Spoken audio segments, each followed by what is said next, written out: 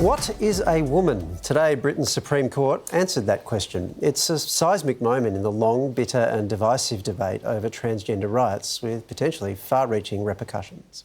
The unanimous decision of this court is that the terms woman and sex in the Equality Act 2010 refer to a biological woman and biological sex. In a landmark case, Britain's highest court defining what a woman is.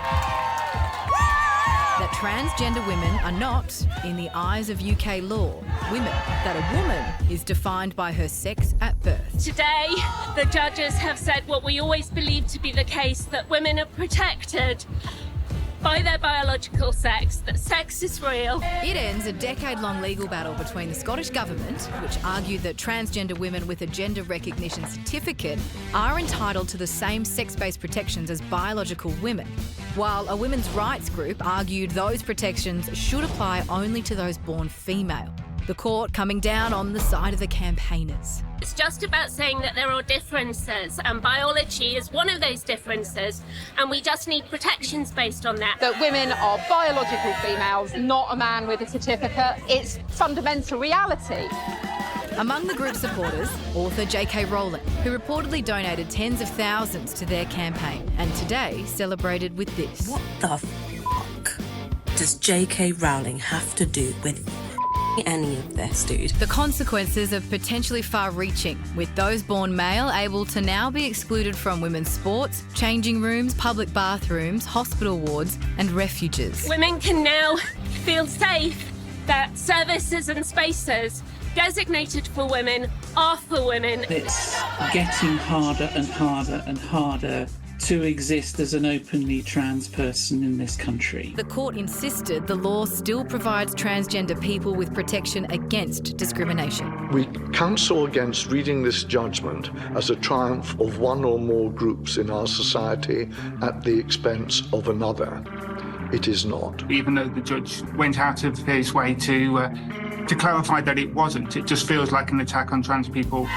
Aussie women's campaigners hopeful it will inspire change here, including Sall Grover, the founder of female-only networking app Giggle, who lost a controversial court case last year after a judge ruled excluding a transgender woman from her app was discrimination. Trans people are very scared about what's going on. No judge can tell me who I am.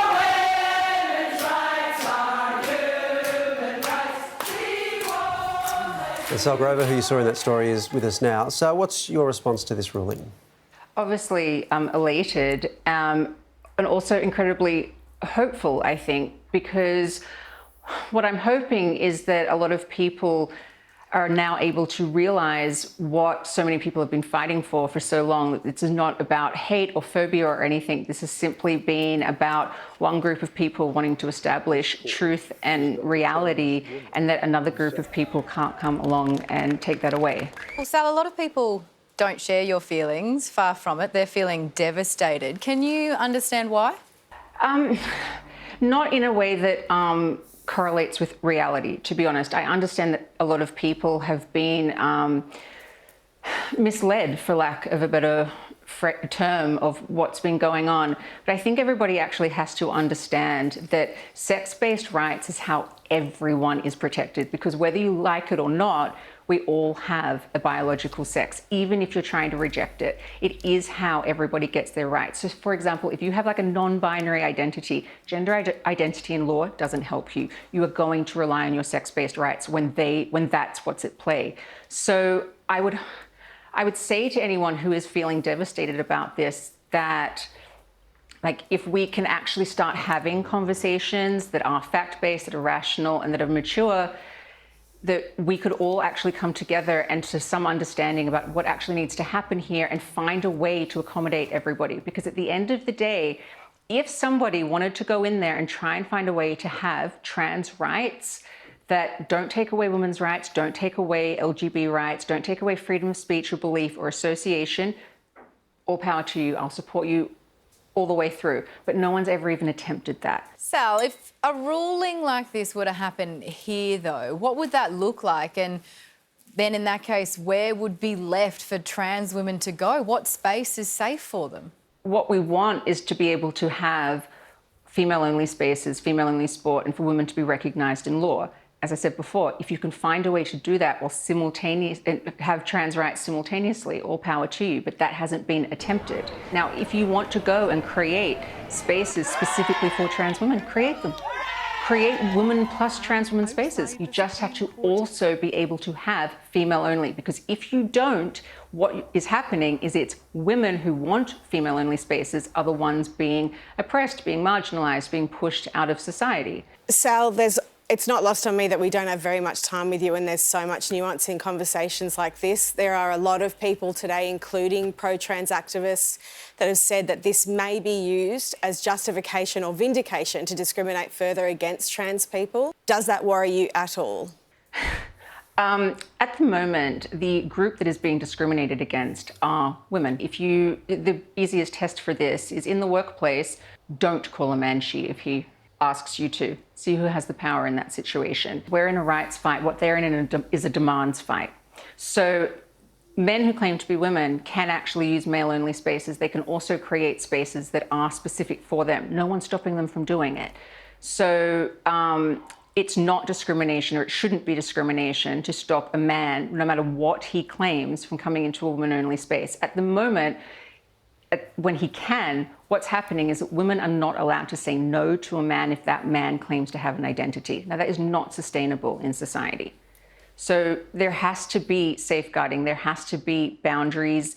I mean, we came out of the Me Too movement, a movement of women being able to have boundaries. Now, as a woman, if you have boundaries, you're a bigot. Sorry, I reject the entire premise. You keep using the phrase men who claim to be women. Would it be fair to say that your position is that there is not really any such thing as a trans woman? There are women and then there are men, some of whom claim to be women, and that your worldview and your analysis of the rights claims that get agitated here begin from that premise?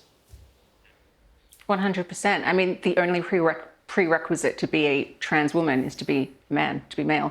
I can't be a trans woman. There's a reason for that. It's biological sex. I mean, I understand that there's people that do have a condition like gender dysphoria, and I think that they should get help and care and be grounded in reality. There's also a condition called autogynephilia, where it's actually a fetish for a man to consider himself a woman. I mean, do I have to accept that man in my private space? Does my daughter, my 2.5-year-old daughter, have to be around that? No. Sal, appreciate your time. Thank you. So I understand this is very fresh and very raw. I would caution people against the temptation to overread this judgment. It's come out of the United Kingdom. It's in a very specific context. And really importantly, the judges here are not deciding a philosophical question about what constitutes a man or a woman. They are deciding a legal question about what the meaning of woman, and man for that matter, and what the meaning of sex is in that UK legislation. And the courts were very clear on that. They said it's not the task of this court to make policy on the interest of this group. It's to ascertain the meaning of the legislation that Parliament has enacted. Parliament could change this all tomorrow and it's a totally different situation. And the question for Australia is, our legislation is different in some quite important ways. So it's far from clear, whether you like this or not, by the way, it's far from clear that what's just happened in the UK would have automatic application here. In fact, I suspect it probably wouldn't, and there'd have to be a political process to make it similar. As for this judgment, there's some interesting elements of it. The court specifically acknowledged the existence of trans people as a vulnerable and harassed minority, and you saw the quote about this not being a victory of one over the other. But it identified that there are certain contradictions and problems in the legislation where if you read sex as including trans people in this legislation, you create a contradiction with the way that operates with that legislation. Now, we don't have that same legislation. And so they're going through a very technical exercise. The end result of it, and I think this is a fascinating element of it, is they say you can, the law already provides that you can exclude trans women from a women-only space, a rape crisis centre, hospital wards that are women-only, etc. But the exclusion has to be proportionate. That's the quote that the court used. I don't know exactly what that will mean in practice.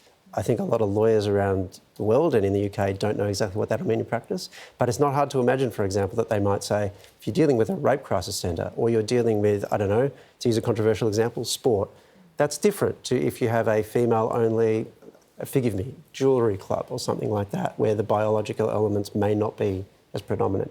I don't know 100% that's true, that that's the way it would shake out, but it could well be. Yeah. And so let's just keep our powder dry. I understand the emotions. Keep our powder dry a bit, and maybe this will shake out in ways that we don't quite anticipate.